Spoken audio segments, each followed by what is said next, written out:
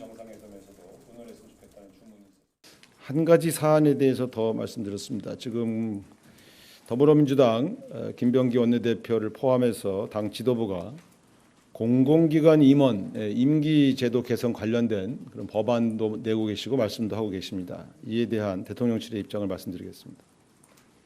전임 정부에서 임명된 공공기관장들이 국민 주권 정보와의 국정 철학과 보조를 맞추지 않고 있다는 평가가 이어지고 있습니다. 제도의 문제 때문에 정권 교체기마다 소모적인 논란이 되풀이되는 것이 안타깝습니다. 국민의 세금으로 운영되는 공공기관은 국민이 선출한 대통령의 국정 철학이 기관 운영에 일관되게 반영될 수 있게 해야 한다는 것이 다수의 여론입니다. 따라서 대통령의 국정 철학을 잘 이해하는 분이 공공기관의 임원으로 일할 수 있어야 한다고 생각합니다. 저는 과거 야당 비대위원장 시절에 사실 이 문제를 제일 먼저 제기했고요. 야당 비대위원장이었음에도 불구하고 문재인 정부에서 임명된 공공기관장의 거취 논란에 대하여 여야 합의로 공공기관장 임기와 대통령 임기를 일치시키자고 주장한 바 있습니다. 지금도 같은 생각입니다. 특히 계엄과 탄핵의 혼란을 틈타서 임명된 기관장 문제는 좀 심각하게 바라봐야 한다고 봅니다. 탄핵 가결 이후 임명된 기관장이 53명이나 되고 이 중 22명은 윤석열 파면 이후에 임명되었습니다.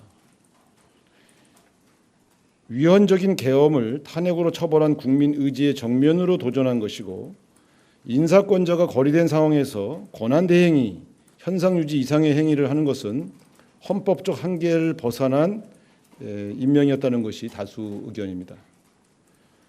이번에 22대 국회에서 관련법 개정안이 다수 발의된 것으로 알고 있습니다.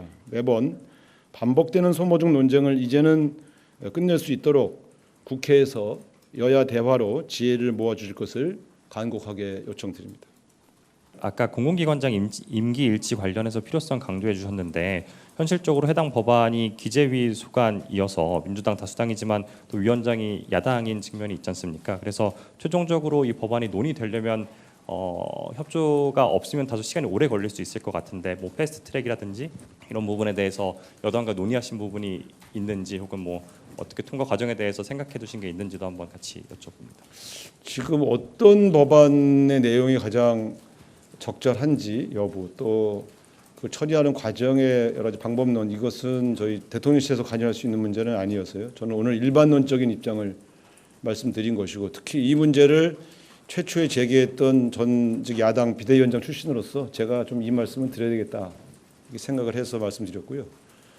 실제로 개별 국민의힘 의원들 특히 중진 의원들 몇 분과 통화해 본 바로는 필요성에 대해서는 동의한다. 그런데 굳이 민주당 정권일 때 주장을 하면 이게 과연 야당이 협조할 수 있겠는가에 대한 고민을 말씀하셔서 그래서 제가 굳이 제가 야당 대표 때 주장했던 내용이니 저는 저만큼은 주장의 일관성이 있지 않냐라고 주장할 자격에 관한 얘기를 좀 드린 것이죠. 그런데 어쨌든 가장 좋은 방법은 이것이 다음 정권 그 다음 정권에서도 반복될 문제이기 때문에 지나치게 국가적으로 이런 사회적 갈등이 계속 되는 게 바람직하냐는 측면에서 본다면 이번 기회에 여야 합의로 처리하는 것이 가장 바람직하다 이렇게 말씀드립니다.